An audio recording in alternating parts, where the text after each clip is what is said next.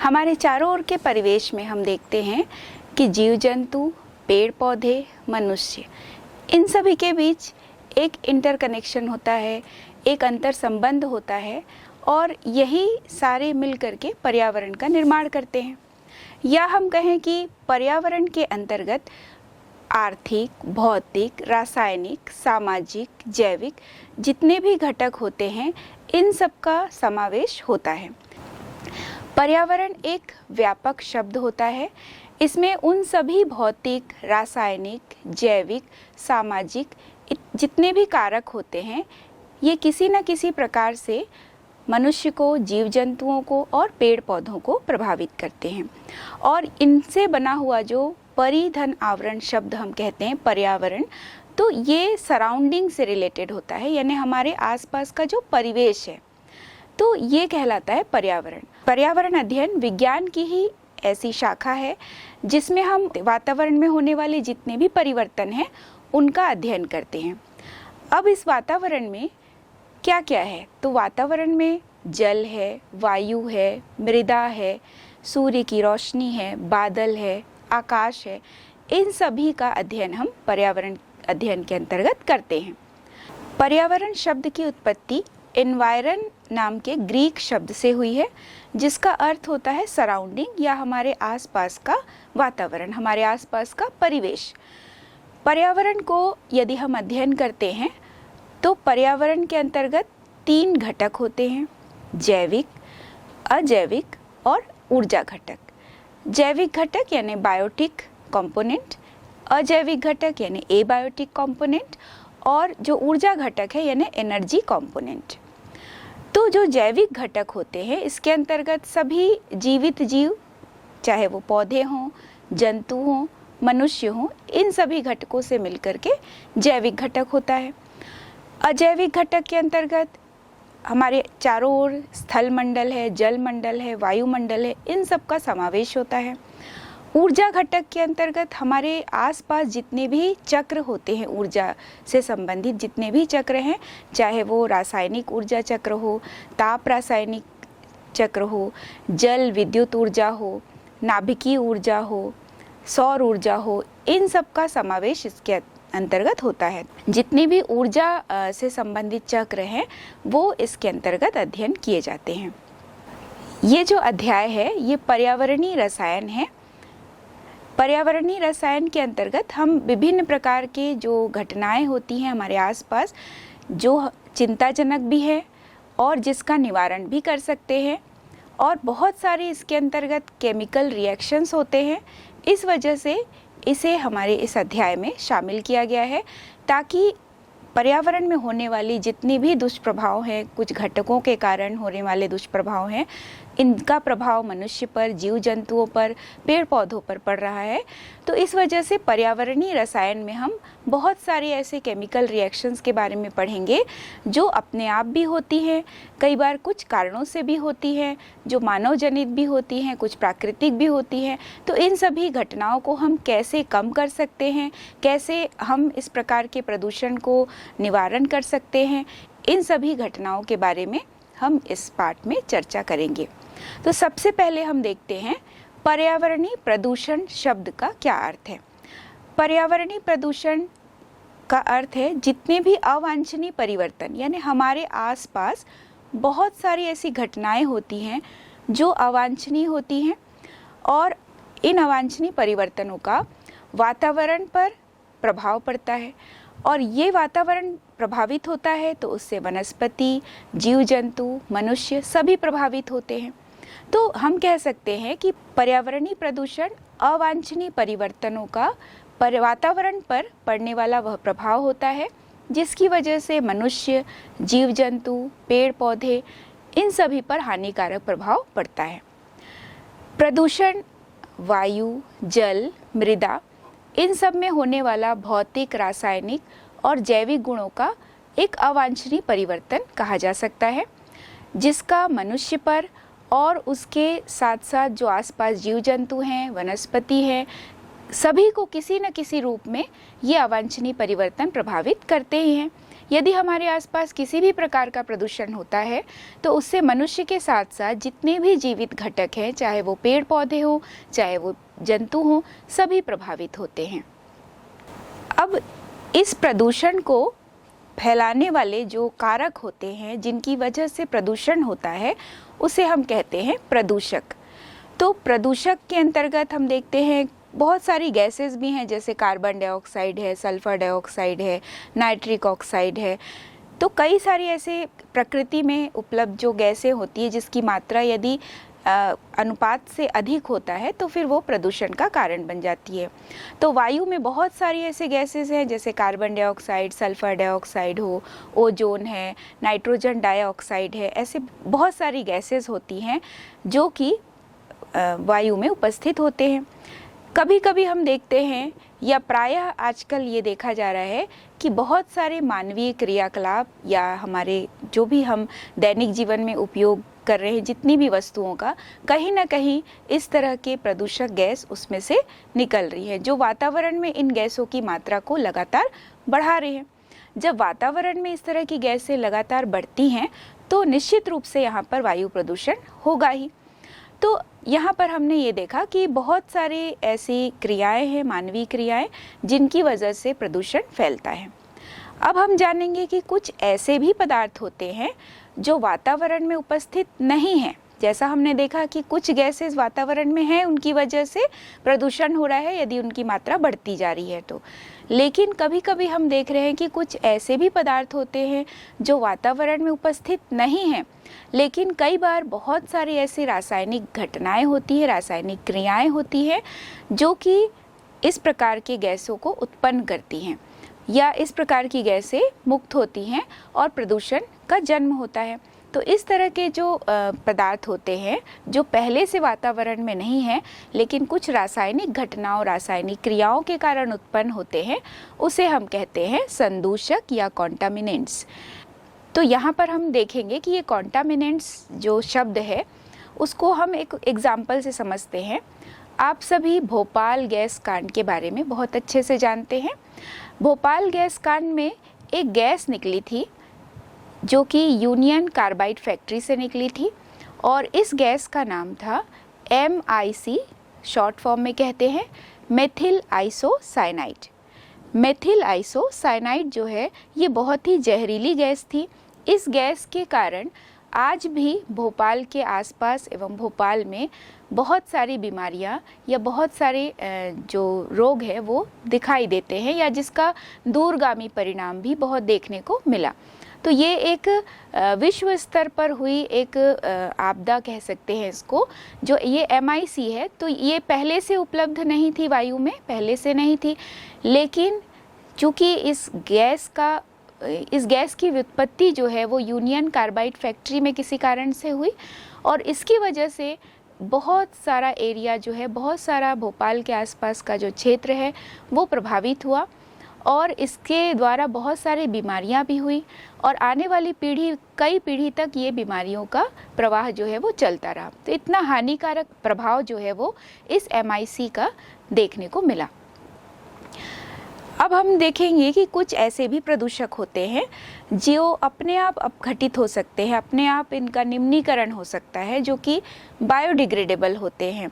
जैसे जो सब्जियां हैं, फल हैं, उनके कई छिलके वगैरह हम फेंक देते हैं, या हम कहें कि उनके जो वेस्ट है फलों सब्जियों के, उनको हम प्राकृतिक किसी भी विधि से निम्नीकृत कर सकते हैं, यानी बायोडिग्रेड कर सकते हैं। लेकिन वहीं कुछ ऐसे भी पदार्थ होते हैं जो कि नॉन बायोडिग्रेडेबल होते हैं, अजैव निम्नीकृत होते हैं। इसमें हम देखते हैं कि ये बहुत धीरे धीरे निम्नीकृत होते हैं, या कभी कभी ये कई वर्षों तक ऐसे ही पड़े रहते हैं और इसका निम्नीकरण नहीं हो पाता है।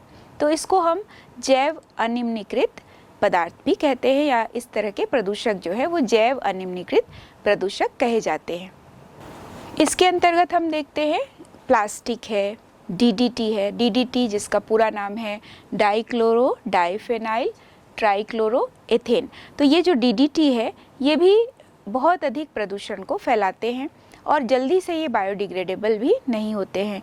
प्लास्टिक जैसे प्लास्टिक से बने हुए पदार्थ या प्लास्टिक, ये भी एक अजैव निम्नीकृत पदार्थ होते हैं। बहुत सारी भारी धातुएं जिनका आसानी से अपघटन नहीं होता है। बहुत सारे नाभिकीय अभिक्रियाएं होती हैं, उसके अंतर्गत नाभिकीय जो अपशिष्ट पदार्थ निकलते हैं उनका भी आसानी से अपघटन नहीं होता है। तो ये सारे जो प्रदूषक हैं वो अजैव निम्नीकृत श्रेणी में आते हैं। कभी कभी हम देखते हैं कि कुछ ऐसे भी प्रदूषक होते हैं, यदि ये पर्यावरण में एक बार फैल जाते हैं तो इन्हें हटाना, इन्हें अलग करना बहुत ही मुश्किल हो जाता है, या हम किसी भी प्राकृतिक विधि से आसानी से इसको निम्नीकृत नहीं कर पाते हैं, और ये आने वाली पीढ़ी के लिए, आने वाले समय के लिए पूरे परिवेश को बहुत अधिक प्रदूषित कर देते हैं।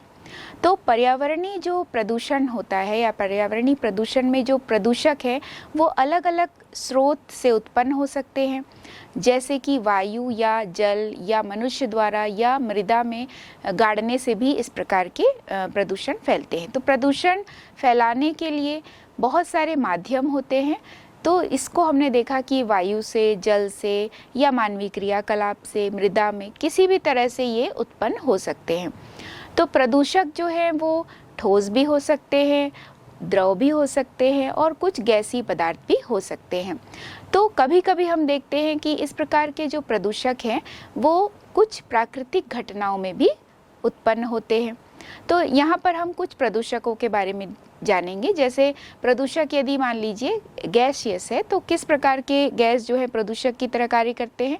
तो यहाँ हम देखते हैं carbon monoxide, carbon dioxide, sulphur dioxide, nitric oxide, nitrogen dioxide, methane, ozone, ये सब जो हैं वो प्रदूषक गैसेस होती हैं। इसी प्रकार कुछ जो धातुएं होती हैं या उनके यौगिक, तो इन धातुओं में लेड है, मरकरी है, जिंक है, कैडमियम है, आर्सेनिक है। तो ये कुछ धातुएं हैं या इन्हीं धातुओं के कुछ यौगिक भी होते हैं जो कि प्रदूषक की तरह कार्य करते हैं। साथ ही हमने देखा कि बहुत सारी नाभिकीय घटनाएं होती हैं। इन नाभिकीय घटनाओं से बहुत सारे नाभिकीय प्रदूषक भी उत्पन्न होते हैं। इसी प्रकार हमारे आसपास वातावरण में धुआं है, धुएं के अंदर कार्बन पार्टिकल्स होते हैं। कोहरा है, उसके अंदर भी बहुत सारे छोटे छोटे ऐसे पार्टिकल्स होते हैं जो कि वायु में निक्षेपित रहते हैं, वायु में फैले होते हैं, और इस वजह से भी बहुत प्रदूषण फैलता है। हमारे परिवेश में धूल की मात्रा भी लगातार बढ़ती जा रही है। तो यहाँ पर हमने देखा कि प्रदूषक को हम अगर अवस्था के आधार पर देखें तो ये आवश्यक नहीं है कि वो गैस ही होगा या ठोस ही होगा। प्रदूषक सभी प्रकार की प्रावस्था में फैले हुए हैं, चाहे वो द्रव अवस्था हो, चाहे गैस अवस्था हो, चाहे ठोस अवस्था हो। तो प्रदूषक को हम किसी भी प्रकार से किसी भी अवस्था में समझ सकते हैं।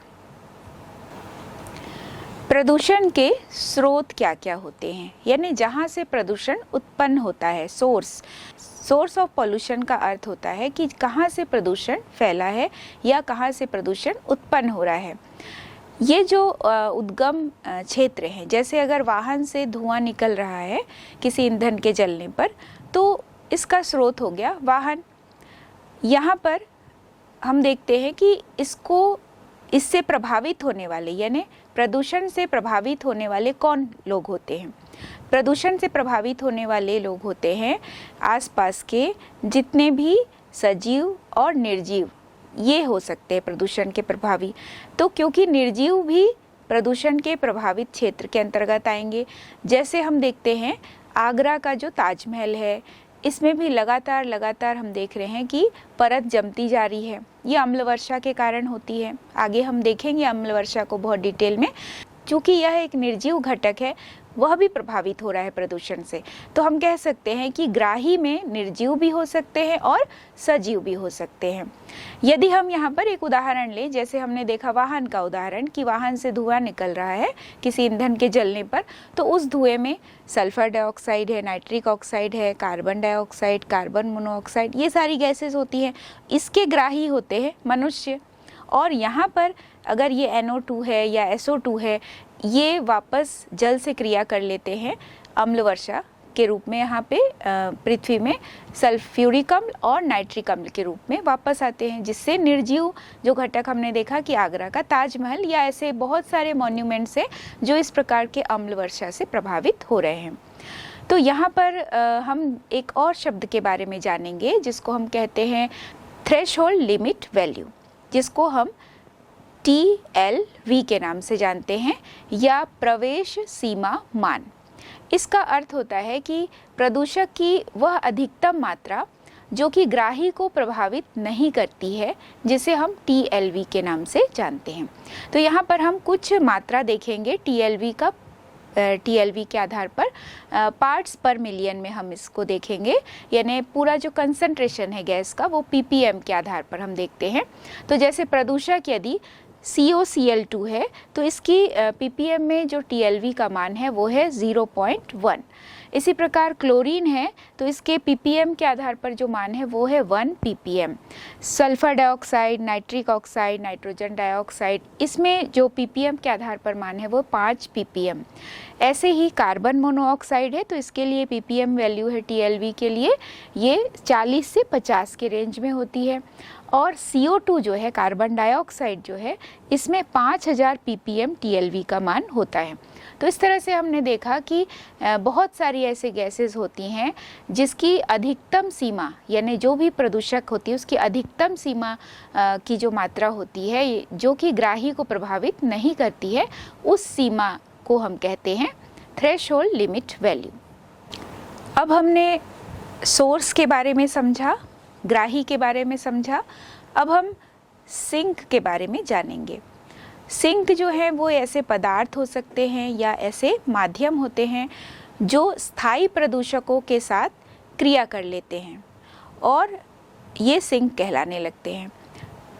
तो यहाँ पर हम देखेंगे कि जो H2SO4 बनता है, तो H2SO4 जो बना मार्बल पत्थर पर जब क्रिया होती है या मार्बल पत्थर की दीवार यदि है तो वो यहाँ पर सिंक का कार्य करती है।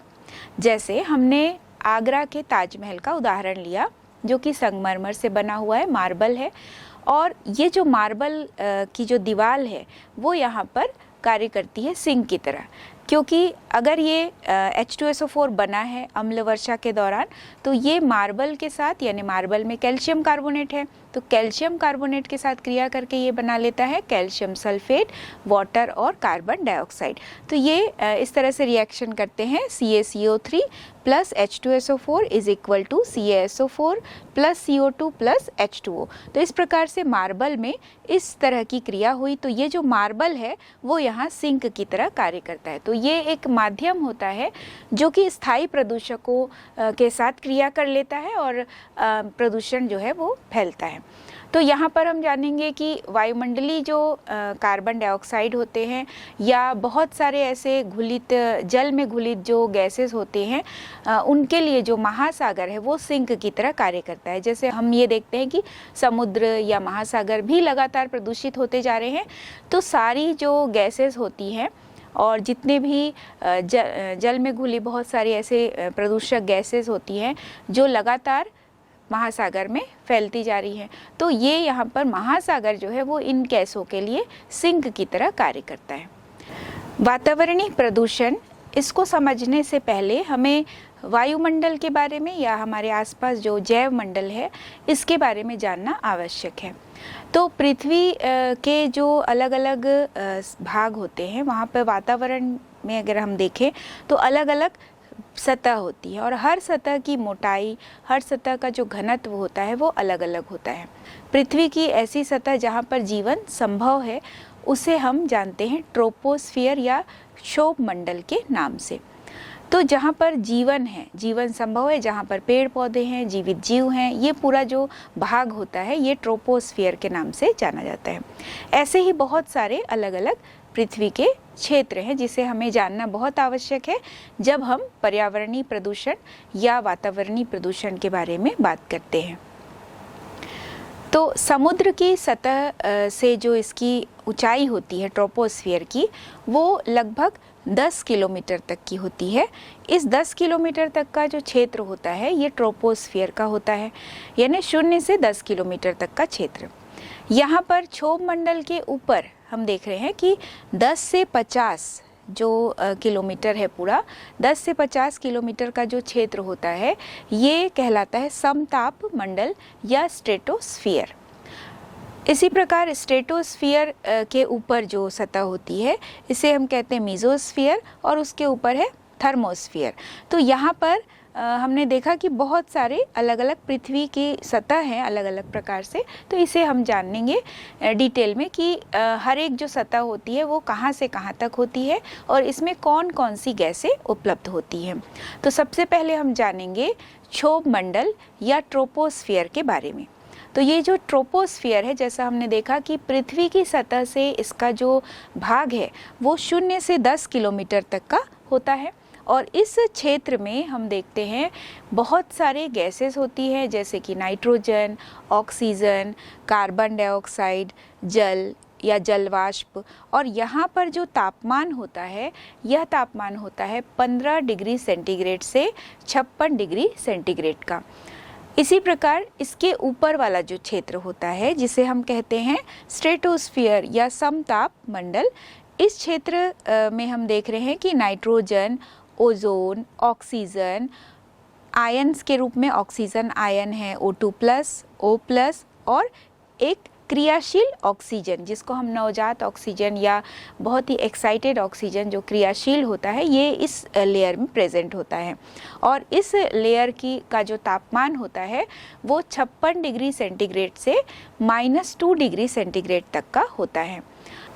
इसके बाद हम देखते हैं मीजोस्फियर जिसे मध्य मंडल भी कहा जाता है। ये जो मध्य मंडल है मीजोस्फियर है, मीजोस्फियर में होता है नाइट्रोजन, O2+ आयन, NO+ यानी नाइट्रोनियम आयन, ये सारे जो है मीजोस्फियर के पार्ट होते हैं, घटक होते हैं। यहाँ पर जो क्षेत्र होता है मीजोस्फियर का ये क्षेत्र है 50 से 85 किलोमीटर तक का। तो मीजोस्फियर में 50 से लेके 85 किलोमीटर का क्षेत्र होता है और यहाँ पर जो टेम्परेचर है मीजोस्फियर का ये -2 डिग्री सेंटीग्रेड से -92 डिग्री सेंटीग्रेड तक का होता है। और इसके बाद वाला जो क्षेत्र है जिसे हम थर्मोस्फियर कहते हैं, इस थर्मोस्फियर के अंतर्गत देखते हैं O2 है माने ऑक्सीजन आयन है, O+ है, नाइट्रोनियम आयन है, इलेक्ट्रॉन्स हैं और इस क्षेत्र का जो टेम्परेचर है ये टेम्परेचर होता है -92 डिग्री सेंटीग्रेड से 1200 डिग्री सेंटीग्रेड तक का। और ये जो क्षेत्र होता है ये 85 से 500 किलोमीटर तक का क्षेत्र होता है। इसके बाद थर्मोस्फियर से ऊपर क्या है? थर्मोस्फियर से ऊपर का जो क्षेत्र होता है जिसे एक्सोस्फियर भी कहते हैं। यहाँ पर हम देखते हैं कि दो जो क्षेत्र होते हैं जिसमें कि मीजोस्फियर, थर्मोस्फियर ये दोनों होते हैं, इनको सम्मिलित रूप से इनके कुछ कुछ पार्ट मिलकर आयनोस्फियर्स भी बनते हैं क्योंकि हम देख रहे हैं कि यहाँ पे आयंस की मात्रा ज़्यादा है तो ये आयनोस्फियर भी कहे जाते हैं। ये जो एक्सोस्फियर होता है ये पृथ्वी का उच्चतम क्षेत्र माना जाता है और यहाँ पर हम देख रहे हैं कि ये जो उच्चतम क्षेत्र है पृथ्वी का, यहाँ ये कितने क्षेत्र तक फैला है तो ये 500 किलोमीटर से लगभग 1600 किलोमीटर तक का जो क्षेत्र होता है वो पूरा एक्सोस्फियर के अंतर्गत आता है।